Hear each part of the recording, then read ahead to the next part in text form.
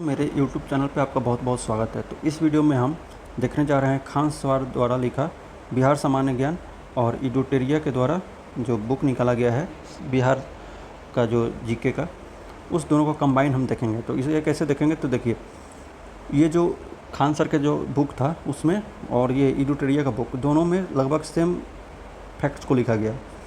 और जो extra fact Khan sir के बुक में जो था, ठीक है, इस बुक में, तो उसको मैंने ये रेड कलर से इसमें इंक्लूड कर दिया है, तो आपको कोई दिक्कत नहीं होगा।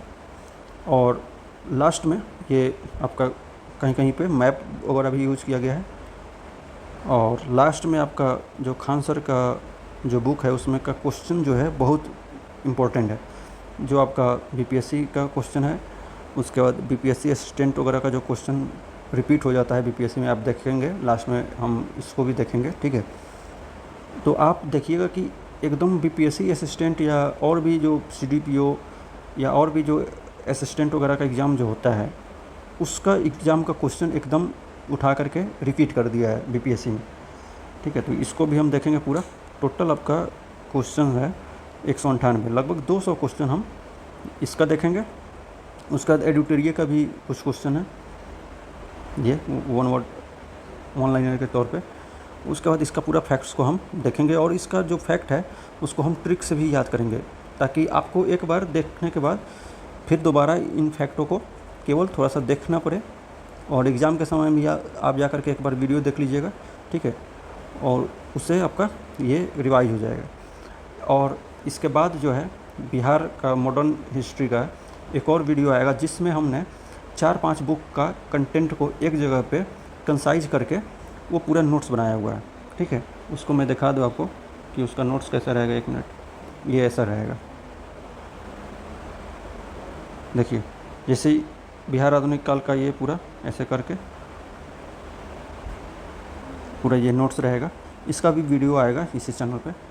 तो देखिए, अगर और इसके पहले जो एक वीडियो अपलोड कर दिया गया जिसमें हमने इसका जो है जो घटना चक्र का बुक आता है उसको मैंने उस पर जो एमसीक्यू होता है उसको डिस्कस किया। तो आपको कुल मिलाकर के टोटल पूरा बीपीएससी का जो प्री का सिलेबस होता है टोटल इस पर कवर कराया जाएगा। और अगर आप बीपीएससी टीचर का भी जो एग्ज़ाम होने वाला है उसका भी अगर आपने फॉर्म भरा है, तो आपका अभी भी तैयारी अगर अच्छे से नहीं है, तो आप इन सारे वीडियो को अगर आप फॉलो करते हैं तो 20 दिन के अंदर में आपका पूरा सिलेबस कंप्लीट करवा दिया जाएगा यहाँ पे, ठीक है। तो चलिए शुरू करते हैं। आधुनिक बिहार का इतिहास से शुरुआत करते हैं, जो कि आधुनिक बिहार जो स्टार्ट होता है, देखिए पहले है यूरोपियन कंट्री जो है, मतलब यूरोपियन कंट्री का जो कंपनी था वो प्रवेश जब बिहार में हुआ, मतलब इंडिया में हुआ था, तो बिहार में भी हुआ होगा, ठीक है। तो उसके बारे में जानेंगे। फिर जनजातीय विद्रोह के बारे में जानेंगे। 1857 का रिवोल्ट और बिहार के बारे में जानेंगे। फिर राष्ट्रीय आंदोलन और बिहार, राष्ट्रीय आंदोलन में बिहार का क्या योगदान रहा है, और पृथक बिहार का गठन जो हुआ है उसके बारे में। तो देखिए, यूरोपीय कंपनी का प्रवेश के बारे में जानते हैं। देखिए, पहला जो कंपनी थी वो सर्वप्रथम पुर्तगाली आए थे हमारे पटना में, ठीक है। वे जो थे नाव से आते थे, हुगली नदी होते हुए, हुगली नदी से, देखिए यहाँ पे आपका इस इलाके से ऐसे पूरा आपका पटना में आते थे। ये गंगा नदी होते हुए, सॉरी, ये ऐसे ऐसे होके गंगा नदी में इन होते थे, यहाँ से ऐसे हुगली से गंगा नदी में, गंगा नदी से होते हुए आपका पटना में आते थे, ठीक है। और ये क्या क्या चीज़ का व्यापार करते थे, तो सोरा का, जो साल्ट पीटर होता है जिसका यूज हम गन पाउडर में करते हैं, मतलब बारूद बनाने में करते हैं, सोरा का, सूती वस्त्र का, उसके बाद चीनी मिट्टी का जो बर्तन होता है उसका, और मसाले का, ये व्यापार करते थे। तो ये सोरा जो था, देखिए सोरा का यूज ये आपका डच वाले भी करते थे, ठीक है। डच ने अपनी व्यापारिक कंपनी पटना में जो था 1632 में पटना में इन्होंने अपना पहला कंपनी स्थापित किया था, ठीक है। तो ये कहाँ पे है अभी, तो देखिए पटना कॉलेज के उत्तरी इमारत जो है अभी, वहीं पे उसका डचों का कंपनी स्थापित हुआ था। उनका अभिरुचि जो था सूती वस्त्र और सोरा में था। देखिए, तो सोरा जो है, सोरा पाया कहाँ जाता है, अगर आपसे कभी क्वेश्चन पूछता है तो ये देखिए, सिवान, सारण, मतलब ये जहाँ पे क्वार्टरनरी चट्टान पाया जाएगा जिसके नीचे, वहाँ पे सोरा मिलेगा। आपका सिवान हो गया, सारण हो गया, उसके बाद आपका मुजफ्फरपुर, वैशाली, इस सब इलाके में, ठीक है। बाकी हम अपना ज्योग्राफी वाले वीडियो में ये सब इन सब के बारे में जानेंगे कि यहाँ पे जैसे विंध्यन का है, यहाँ पे धरवार है, उसके बाद यहाँ पे टर्शियरी वाला माउंटेन का है आपका, ये सब देखेंगे, ठीक है। तो देखिए आगे है कि उसके बाद डच के बाद अंग्रेज़ों का आगमन होता है। तो देखिए अंग्रेज़ के बारे में जानते हैं कि अंग्रेज़ जो 1620 में ये पटना के आलमगंज में इन्होंने अपनी व्यापारिक कंपनी मतलब एक स्थापित की, व्यापारिक केंद्र, ठीक है। लेकिन 1621 में ये बंद हो गया। तो इसके बारे में जानकारी लेने की कोई ज़रूरत नहीं है कि 20 में खुला और 21 में बंद ही हो गया, तो इसके बारे में फैक्ट आपको जानकारी नहीं होना चाहिए। लेकिन आपका जो ये होना चाहिए कि बिहार के सूबेदार मुबारक खान जो थे उनको रहने का मतलब व्यवस्था करवाए थे, तो ये भी जानकारी उतना फैक्ट ज़रूरी नहीं है। आपका वास्तविक जो है अंग्रेज़ों का जो वास्तविक व्यापारिक केंद्र जो था वो 1651 में इनको मतलब सफलता मिला था ये कंपनी शुरू करने के लिए, ठीक है। तो 1664 में एक और फैक्ट है कि 1664 में जॉब चरनौक जो थे उनको पटना फैक्ट्री का प्रधान बनाया गया था, ठीक है। अगर अगला आपसे पूछेगा कि ऐसा अंग्रेज़ यात्री बताइए जो बिहार आया था, ठीक है, तो ये है आपका पीटर मुंडी जो कि 1632 में आया था। और 1632 में ही आपको ऊपर में फैक्ट डिस्कस किया गया था कि डच अपना पहला कंपनी स्थापित किए थे। तो उस समय क्या हुआ था कि ये जो आया हुआ था तो व्यापार करते हुए देखा हुआ था डचों को, और देखा था कि अंग्रेज़ भी यहाँ पे अपना कारोबार मतलब फैला सकते हैं।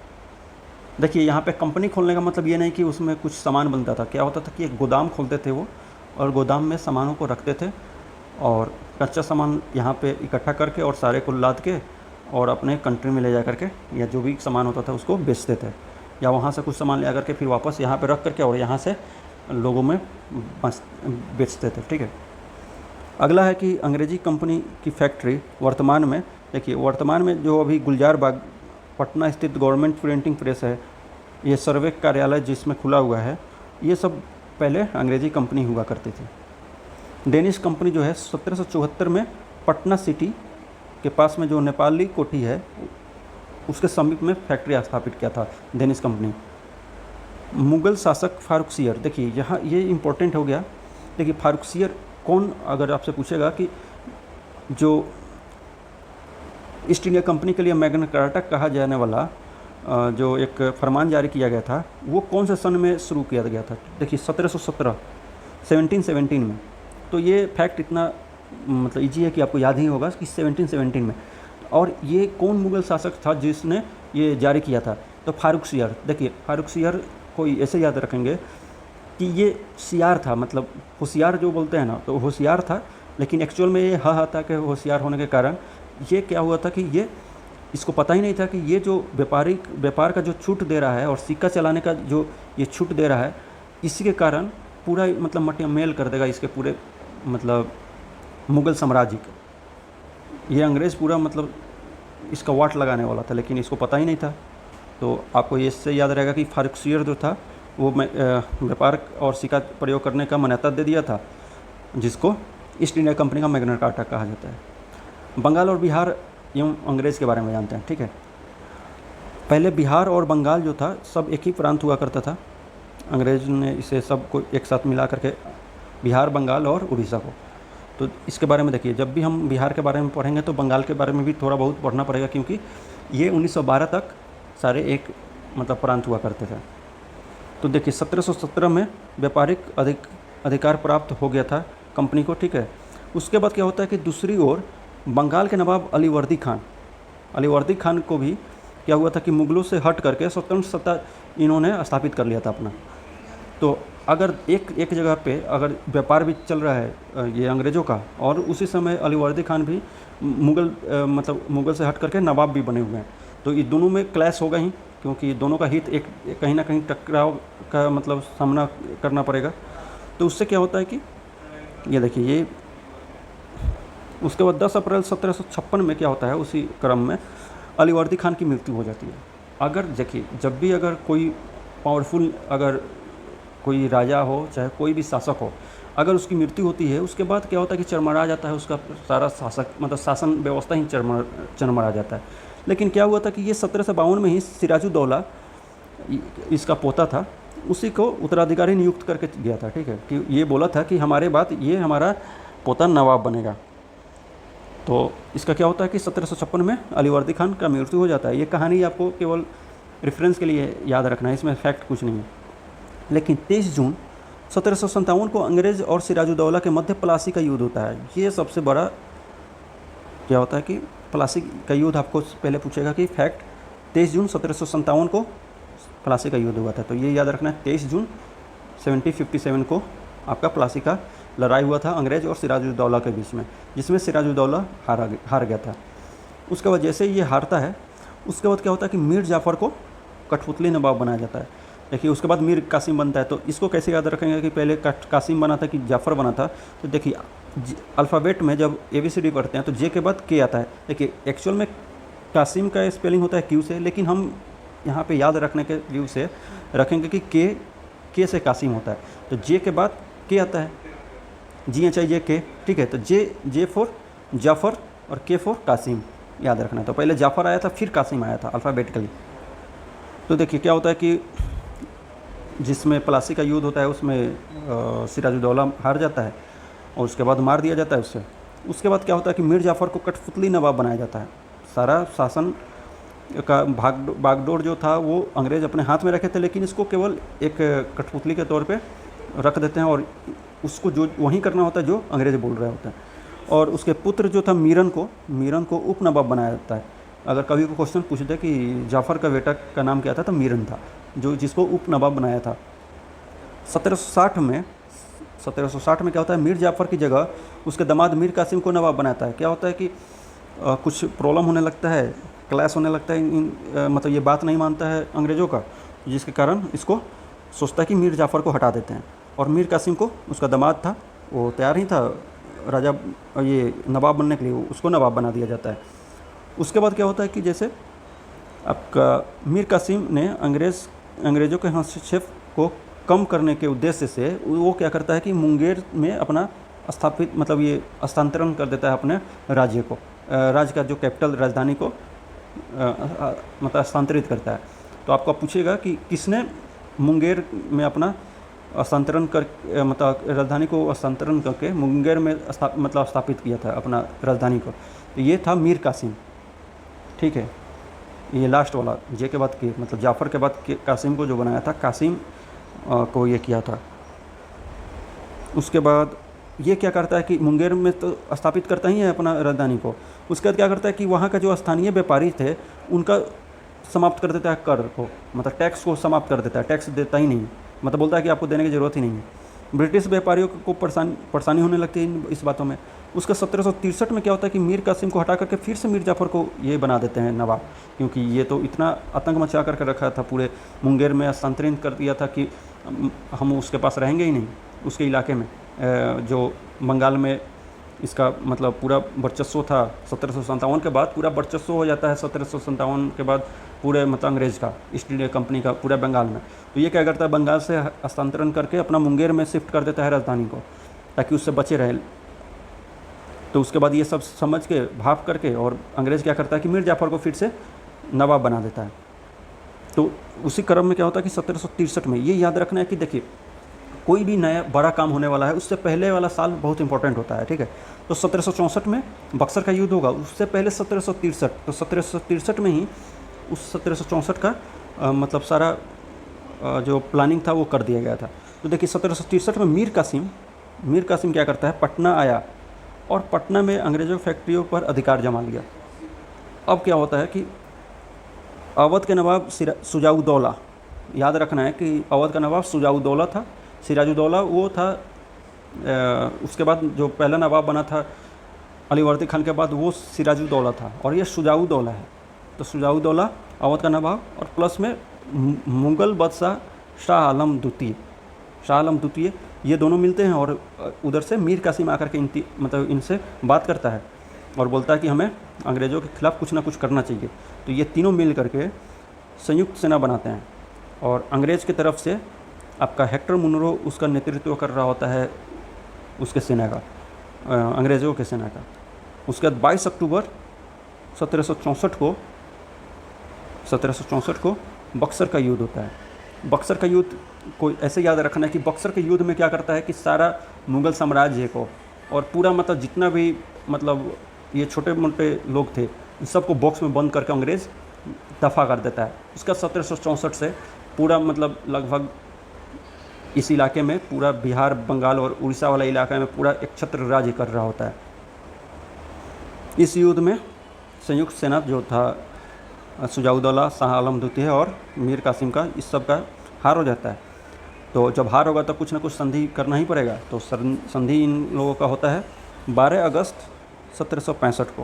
तो कोई भी बड़ा काम होगा अगस्त में शुरू होगा, ठीक है। और जो भी मतलब जैसे मार्च करने वाला होगा तो सब मार्च में होगा, कहीं भी आना जाना हो तो वो सब मार्च में काम होगा।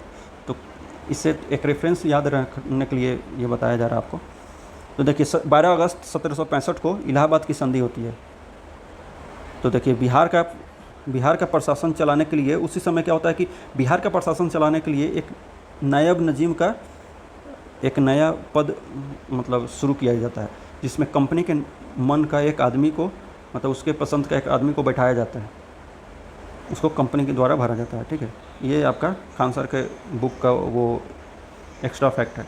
बाकी सारा फैक्ट उसमें और इसमें दोनों में सेम ही है। उसके बाद क्या करता है कि 26 बोलता है कि 26 लाख हम आपको देंगे। शाह आलम द्वितीय को बोलता है कि 26 लाख आपको प्रति वर्ष आपको मिलेगा। इसके बदले आपको बिहार, बंगाल और उड़ीसा का दीवानी हमको देना पड़ेगा, मतलब टैक्स वसूलने का, लगान वसूलने का अधिकार देना पड़ेगा। तो इनको तो देना ही पड़ता। अगर ये बोलता कि 26 लाख नहीं देने का तब भी देते, लेकिन दिक्कत ये था कि शाह आलम द्वितीय के समय इतना भी मुग़ल शासन इतना भी ख़राब नहीं हुआ था, मतलब इतना भी छोटा नहीं हुआ था कि इसको मतलब नज़रअंदाज कर सके। इस समय इतना मुग़ल शासन जो था इतना ख़राब भी नहीं हुआ था। उस समय विद्रोह भी हो सकता था अगर इसको कुछ भी दिक्कत होता तो इसलिए सोचा कि आप अपने जगह पे बने रहिए, आप राजा हैं तो आपको कुछ रुपया दिया जाएगा उसके एवज में, और आप हमको दीवानी दे दीजिए बिहार, बंगाल और उड़ीसा का। 1766 में क्या होता है, पटना स्थित अंग्रेजी फैक्ट्री के मुख्य अधिकारी मिडल्टन को राजा धीरज नारायण और राजा सिताब राय के साथ एक प्रशासनिक मंडल का सदस्य बनाया गया, ठीक है। देखिए तो कौन कौन था इसमें आपका 1766 में एक अंग्रेजी फैक्ट्री का मुख्य अधिकारी जो मिडल्टन नाम का था। मिडल्टन से मिडल याद रखना है, मिडल बीच में का। तो वो क्या करता है कि धीरज नारायण और सिताब राय दोनों के बीच में मतलब एक अंग्रेजी मुख्य अधिकारी को मिला करके एक प्रशासनिक मंडल बनाया जाता है। उसमें 1767 में क्या होता है कि धीरज नारायण को हटा करके सिताब राय को वहाँ का नायब दीवान बना दिया जाता है। सामान्य प्रशासन, नायब दीवान का काम था कि सामान्य प्रशासन देखे। 1770 में लगान परिषद का गठन किया जाता है, जिसका अध्यक्ष आपका जेम्स अलेक्जेंडर था। तो आपको ये जेम्स अलेक्जेंडर सिंपल याद रखना है कि लगान परिषद 1770 में जो हुआ था उसका अध्यक्ष कौन था, जेम्स अलेक्जेंडर, जिसका काम था ये अध्यक्ष मतलब ये क्या करता था, लगान परिषद लगान वसूली करता था। बिहार में देखिए 1770 में ही क्या होता है कि भीषण अकाल आता है। कहाँ पे, पटना में, भागलपुर में, दरभंगा, पूर्णिया में बहुत भारी अकाल आता है। और उसके बाद क्या होता है कि 13 साल के अंदर में ही फिर से एक बार और अकाल आता है। तो क्या होता है कि अकाल जब इतना बार बार आने के कारण उस समय जॉन सोर करके एक जॉन सोर अधिकारी था, वो पूरा इन्वेस्टिगेट करता है कि क्या हो रहा है ऐसा, मतलब अकाल बार बार क्यों आ रहा है। और वो सुझाव देता है कि आपको एक अनागार बनाना चाहिए जिसमें अन्न को स्टोर कर दिया जा सके, और जब ऐसा अकाल का मतलब माहौल बने उस समय उस अनागार से निकाल के अन्न को डिस्ट्रीब्यूट कर दिया जाए पूरे इलाके में। तो क्या होता है कि जॉन सोर, देखिए क्या होता है कि इसको कैसे याद रखना है जॉन सोर। तो देखिए जब भी अकाल पड़ेगा तो मतलब चारों ओर शोर रहेगा, मतलब चारों ओर शोर शराबा रहेगा, जिसके कारण क्या होगा कि इसमें कोई ना कोई एक शोर करेगा। तो ये जॉन सोर क्या करता है कि मतलब अपना बात रखने के लिए और ज़्यादा शोर करता है। तो शोर से याद रखना है कि जॉन सोर मतलब चिल्ला करके बोलता है कि आपको एक अनागार मतलब बनवाना चाहिए। उसी के कारण क्या होता है 1784 में ब्रिटिश इंजीनियर जॉन गास्टिन नाम का एक इंजीनियर होता है, वो गोलघर का ही नाम मतलब ये निर्माण करता है गोलघर का। देखिए गास्टिन से याद रखना, स्टोन के टाइप का वो गोलघर है, तो आपको ये गास्टिन से याद रहेगा कि गोलघर का जो बनाया था वो गास्टिन बनाया था। आपका अगला है कि 1760 में, देखिए ये एक्स्ट्रा फैक्ट दिया हुआ था इसलिए मैं डिस्कस कर रहा हूँ, ये उतना इंपॉर्टेंट नहीं है। शाह आलम द्वितीय को 1760 में शाह आलम द्वितीय क्या करता है कि फिर से प्रयास करता है, वो पूरा 1757 में जब प्लासी के बाद का बात है ये। उसके बाद क्या होता है कि ये कैप्टन नॉक्स इसको भगा देता है यहाँ से।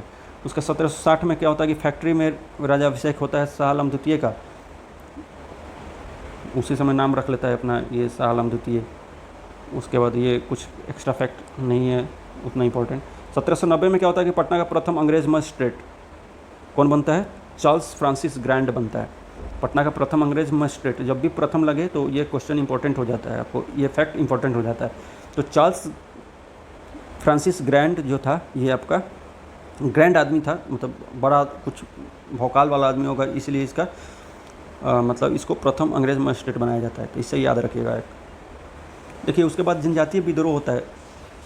तो जनजातीय विद्रोह होने का कारण था कि जैसे राजनीतिक, आर्थिक, धार्मिक हस्तक्षेप जो हो रहा था इन लोगों के मतलब समुदाय के अंदर में, जिसके कारण जनजातीय विद्रोह होता है। इसमें आपको सिंपल पहले एक बार फैक्ट को देख लेते हैं, उसके बाद जो इम्पोर्टेंट संथाल विद्रोह था, मुंडा विद्रोह था, उसको हम डिस्कस करेंगे पूरी डिटेल में। उसके बाद क्या होता है कि देखिए विद्रोह में ये विद्रोह है, वर्ष है और क्षेत्र है, और उसका नेतृत्व करता है। तो तमार विद्रोह छोटा नागपुर में 1789 से 94 के बीच में हुआ था। उसके बाद चेरो विद्रोह, देखिए चेरो से चारा याद रखिए, और भूषण से भूसा याद रखिए। चेरो का नेतृत्वकर्ता कौन था? भूषण, मतलब भूसा, ठीक है। तो चारा का मतलब ये होता है जो मतलब ये जानवर को खिलाया जाता है, ये पशु को, और भूसा का मतलब ही भूसा खिलाया ही जाता है, ठीक है। तो दोनों आपको केवल आपको रिलेट करना है एक बार, ठीक है, और आपको वहाँ पे फैक्ट मिलेगा तो आप इसका आंसर खोज पा रहे होंगे। वहाँ पे MCQ में आपको कोई ना कोई एक मिलेगा और रिलेट कर पा रहे होंगे, उस समय आराम से टिक कर लीजिएगा। ये जो था पलामू वाला इलाका में चेरो विद्रोह था। यहाँ पे देखिए पलामू ये है, पलामू जो पहले ये जो पूरा है आपका बिहार का नक्शा है, जब झारखंड भी हुआ करता था बिहार के साथ इंक्लूड। तो ये चेरो यहाँ पे था। कोल विद्रोह हजारीबाग वाला इलाके में कोल और मुंडा विद्रोह, और संथाल का जो था ये आपका साहिबगंज और भागलपुर वाला इलाका में संथाल विद्रोह था। और हो जो था, हो जनजाति का विद्रोह, ये सिंहभूम वाला इलाका में था। तो चलिए, हो विद्रोह आपका सिंहभूम वाला अभी आपने देखा मैप में। कोल विद्रोह जो था, देखिए कोल विद्रोह आपका छोटा नागपुर में था, उसका बुद्धो भगत था। ये देखिए बुद्धों से याद रखना है कि बुद्धू लोग जो होते हैं वो काल पे बात को टालते हैं। कोई भी काम करना होता है बोलते हैं काल, ठीक है, कल करेंगे। तो कोल से काल को आपको रिलेट करना है, इसको मिलाना है कि कोल और काल एक जैसा। उसके बाद वो बुद्धू जो आदमी होता है वो अगले दिन पे उसको टालते रहता है, ठीक है। या ऐसा भी याद रखना कि भगत जो होता है, जो भागता होता है, जो मतलब झाड़ फूँक करते हैं, वो भगत होते हैं, ठीक है। तो वो क्या करते हैं कि काल का निवारण करते हैं, ठीक है। कोल से काल को याद रखना है और भगत से भगत को याद रखना है, भक्ता को। ये लोग क्या करते हैं कि काल का निवारण करते हैं। ये संथाल विद्रोह जो था संथाल परगना में था। ये इंपॉर्टेंट है कि ये क्वेश्चन पूछा हुआ है कि 1855 से 56 के बीच में कौन सा विद्रोह हुआ था। तो 1855 से 56 का जो साल था वो 1857 से पहले का साल था, ठीक है। 1857 का रिवोल्ट होने से पहले का साल था। तो ये संथाल विद्रोह हुआ था, ठीक है। आपका इसका जो था एक ही आदमी का, ये 4 बेटे थे, चारों के चारों इसके नेता थे। सिद्धू, कानू, चांद भैरव। इसको डायरेक्ट याद रखना है आपको, ये क्वेश्चन पूछता है आपको, ठीक है। ये BPSC में पूछा भी हुआ है कि सिद्धू, कानू, चांद भैरव किससे रिलेटेड है, तो संथाल विद्रोह से। एक भी और क्वेश्चन पूछा हुआ है संथाल विद्रोह के नेता कौन कौन थे, तो सिद्धू और कानू का भी नाम दिया हुआ था नीचे, उसका आपको टिक करना था। सरदारी विद्रोह जो था छोटा नागपुर सिंहभूम वाला इलाके में था। मुंडा विद्रोह था छोटा नागपुर वाला इलाका में, बिरसा मुंडा इसके नेता थे। ताना भगत के जत्रा भगत, तो ये याद ही हो जाएगा आपको कि ये भगत और भगत दोनों कंबाइंड है, और गुमला वाला इलाके में था ये। और 1313 मतलब 1913 से लेकर 1914 के बीच में, ठीक है। और मुंडा विद्रोह आपका 1895 से 1900 के बीच में। अगला आप डिटेल में जो इम्पोर्टेंट है वो संथाल विद्रोह है आपका 1855 से 56 में, आपको याद ही होगा, क्योंकि ये क्या हुआ था कि संथाल विद्रोह रिवोल्ट से पहले हुआ था, तो इसलिए इम्पोर्टेंट हो जा रहा है। और ये जो था भागलपुर से राजमहल तक था, ये भागलपुर से राजमहल वाला इलाके में। अब क्या होता है कि ये दामने को नाम से जाना जाता था, भागलपुर और से राजमहल वाला इलाका जो था उस सभी को दामने को के नाम से मतलब जाना जाता था। ये जनजातीय शोषण के विरुद्ध प्रथम सशक्त जनजातीय विद्रोह था। ये प्रथम सशक्त मतलब सबसे पावरफुल जो था आपका जनजातीय विद्रोह था, जिसके कारण ये इम्पोर्टेंट हो जाता है।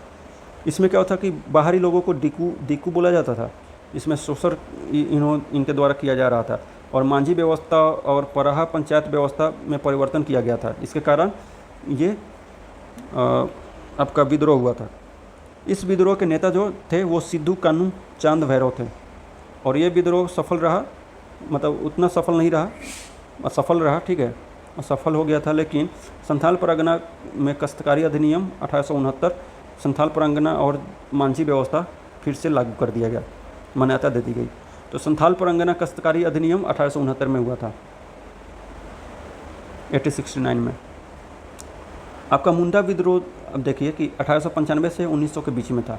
तो ये था, ये जनजातीय विद्रोह था, सबसे सशक्त जनजातीय विद्रोह ये भी था, इसलिए तो पढ़ रहे हैं इसको डिटेल में, नहीं तो छोटा विद्रोह होता तो इसको पढ़ ही नहीं रहा होता। ये उलगुलान विद्रोह के नाम से भी जाना जाता है। ये व्यापकता के कारण ये इतना ज़्यादा दूर में फैला हुआ था, जिसके कारण उलगुलान विद्रोह भी इसे बोलते हैं। तो आपको उलगुलान विद्रोह अगर पूछेगा तो ये मुंडा विद्रोह को ही उलगुलान विद्रोह बोलते हैं। इसमें क्या था कि खुनकटी व्यवस्था में परिवर्तन होने के कारण बाहरी लोगों के द्वारा और शोषण भी किया जा रहा था, और धार्मिक मामलों में हस्तक्षेप भी किया जा रहा था, जिसके कारण ये विद्रोह फैला था। इसका नेतृत्व जो कर रहे थे ये बिरसा मुंडा कर रहे थे, जिनको अभी झारखंड में भगवान माना जाता है। इनके जो थे, आपका ये क्वेश्चन पूछा हुआ है बीपीएससी में कि इसका मतलब इनके गुरु कौन थे, तो अनंत पांडे इनके गुरु थे। अनंत पांडे बिरसा मुंडा के जो गुरु थे वो अनंत पांडे थे। उसके बाद वैष्णव धर्म से रिलेटेड थे ये। उसका सिंह बोंगा का अवतार बताया जाता था इनको, ठीक है। तो मुंडा से मुंडी याद रखना है कि माथा को सर मतलब सिर को बोलते हैं मुंडा, मतलब मुंडी, मुंडी पे ही सिंह आपका जमता है, ठीक है। तो सिंह बोंगा इनका अवतार माना जाता था इनको, ठीक है। ये भी क्वेश्चन पूछा हुआ है। उसके बाद ये आचरण शुद्धता, आत्म सुधार और एक ईश्वरवाद पे ये उपदेश दे रहे होते हैं इन लोगों को, अपने लोगों को। इस विद्रोह का तीव्र रूप 1899 में रहा, ठीक है। उसके बाद 3 फरवरी को क्या होता है कि 1900 में बिरसा मुंडा को गिरफ्तार कर लिया जाता है, और 9 जून 1900 को हैजा के कारण इनकी मृत्यु हो जाती है। तो 9 जून 1900 में इनकी मृत्यु हो जाती है। उसके बाद विद्रोह के परिणाम स्वरूप खुनकट्टी व्यवस्था को फिर से लागू कर दिया जाता है। ये इंपॉर्टेंट है, ये क्वेश्चन पूछा हुआ है कि छोटा नागपुर काश्तकारी अधिनियम कब पारित हुआ था, तो ये हुआ था 1908 में। खुनकट्टी वाला जो व्यवस्था फिर से लागू किया था, तो ये किसके तहत हुआ था, तो छोटा नागपुर काश्तकारी अधिनियम के तहत। तो छोटा नागपुर काश्तकारी अधिनियम आपका 1908 का याद रखना है। उसके बाद 1857 का रिवोल्ट देखते हैं। 1857 रिवोल्ट से पहले आपको कुछ विद्रोह हुआ था, उसके बारे में जानते हैं, ठीक है। वहाबी आंदोलन हुआ था। वहाबी आंदोलन एक्चुअल में ये अब्दुल अल वहाब जो अरब के थे, इनके द्वारा इसका प्रारंभ किया गया था। तो जो भी मुस्लिम शासक जो हुआ करते थे वो अरब वाले इलाके में, और वहाँ पे जो भी मतलब कुछ हलचल होता था उसका प्रभाव आपके बिहार मतलब आपके इंडिया पे भी पड़ता था। तो इंडिया में पड़ेगा तो फिर बिहार तो अच्छी तरह रहेगा ही नहीं। तो भारत में इसको सर सैयद अहमद बरेलवी जो राय बरेली के थे, ये क्या करते हैं कि इसका नेतृत्व करते हैं भारत में। और ये धार्मिक मतलब ये किस चीज़ के लिए था, तो ये धार्मिक सुधार के लिए पहले ये शुरू किया गया था वहाबी आंदोलन। लेकिन बाद में ये क्या होता है कि राजनीतिक मतलब रंग ले लेता है और आंदोलन में बदल जाता है, जिसके कारण क्या होता है कि इसका प्रथम केंद्र जो था सितना में था, जो कि पश्चिमोत्तर सीमा पर था, जैसे ये आपका पाकिस्तान और अफ़गानिस्तान वाला इलाका में, क्योंकि वो सब पूरा अखंड भारत का ही पार्ट था उस समय।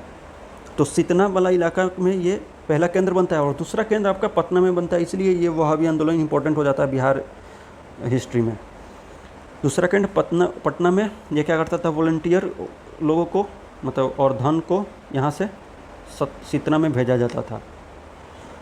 शाह अहमद बरेलवी जो थे वो क्या होता है कि 1860 के दशक में मतलब पटना में आए रहते हैं, उसी के कारण ये केंद्र रहता है। तो आपसे क्वेश्चन पूछा हुआ है बीपीएससी में कि 80-60 के समय में कौन सा मतलब कौन से आंदोलन का बिहार केंद्र हुआ करता था उस समय। तो 1860 वाला समय में आपका यहीं वहाबी आंदोलन हुआ था, तो वहाबी आंदोलन उसका आंसर हो जाएगा। इसका जो सैयद अहमद बरेलवी जो थे 4 प्रतिनिधि चुने थे इन्होंने, इनायत अली, विलायत अली और फ़रहत अली। इस तीनों को आपको याद रखना है, इनायत अली, विलायत अली और फ़रहत अली और मोहम्मद हुसैन। मोहम्मद हुसैन भगवान को ही बोला जाता है मुस्लिम लोगों में, तो हुसैन तो रहेंगे ही, मोहम्मद हुसैन। उसके बाद आपका इनायत अली और विलायत अली और फ़रहत अली तीनों में अली है। इस तरह से आपको थोड़ा सा करके रिलेट करके याद रखना पड़ेगा। ये 1860 के दशक में हुआ था ये आंदोलन, ये याद रखना है। नुनिया विद्रोह क्या होता है कि सोरा जो बना रहे होते हैं, देखिए सॉल्ट पीपर, आपको याद रखना है कि नुनिया विद्रोह में क्या था, तो सॉल्ट पीटर से, सॉल्ट का मतलब ही होता है, सॉल्ट का हिंदी होता है नमक, तो नून भी होता है, बिहार में नून बोलते हैं। तो नुनिया विद्रोह जो था वो सोरा से रिलेटेड था, और सोरा का उपयोग जो था बारूद बनाने में किया जाता था। और सोरा उत्पादन मुजफ्फरपुर, मैंने पहले ही बताया था, मुजफ्फरपुर, सारण, हाजीपुर, पूर्णिया। देखिए ये मुजफ्फरपुर, उसका सारण वैशाली वाला इलाका, हाजीपुर वाला इलाका, और पूर्णिया में भी इसका होता था, ठीक है। उसके बाद बिचौलिया, ये क्या मतलब ये हुआ क्यों था, तो ये क्या करते थे कि देखिए अभी भी क्या होता है कि किसान से कोई भी अनाज खरीद के जो बिचवनिया होता है वो ज़्यादा रुपया कमाता है, बिचौलिया। और उसी कारण मतलब उसी समय भी यही होता था कि ये लोग क्या करते थे, ये बिचौलिए से बेचते थे और वो ले जा करके मुनाफा कमा करके इसको कम रुपये में मतलब कम रुपये में खरीद करके और ले जाकर ज़्यादा रुपये में बेच करके, और बीच का मुनाफा बिचौलिया कमा रहे होते हैं। उसके बाद क्या होता है कि ये लोग अब उस तरह से देख करके ये लोग डायरेक्ट ये अपना माल बेचना शुरू कर देते हैं, बिचौलियों को बाईपास करके, जिसके कारण ये विद्रोह मतलब इससे रोका जाता है अंग्रेज़ों के द्वारा। अंग्रेज़ों ने इस पर रोक लगा दी, जिसके कारण ये विद्रोह फैल जाता है। अंततः क्या होता है कि ये विद्रोह को दबा दिया जाता है। ये आपको ये याद रखना है कि सुपौल में आपका 70% उरांव जनजाति रहते हैं, सुपौल में उरांव, और मुंडा जनजाति जो कटिहार में लगभग 4.03 है, और सबसे ज़्यादा भागलपुर में खरवार जनजाति है, और बंका में संथाल जनजाति है। तो ये जनजाति जो है वो आपको याद रखना है, क्योंकि ये क्वेश्चन पूछा हुआ था बीपीएससी में, इसलिए वो वहाँ पे मैंने लिख दिया था। लोटा विद्रोह जो था ये क्या था 1856 में। ये सब जो विद्रोह हम पढ़ रहे हैं वो 1857 के पहले का पढ़ रहे हैं। तो ये मुजफ्फरपुर जेल में कैदियों ने ये शुरू किया था, क्योंकि उस समय क्या था कि पीतल का लोटा दिया जा रहा था पहले, लेकिन 1856 में क्या होता है कि इनको पीतल के जगह पे मिट्टी का लोटा देना शुरू करते हैं लोग। तो इसी के कारण ये विद्रोह होता है। बाद में कैदियों को पीतल का लोटा भी देना शुरू कर देते हैं विद्रोह के बाद।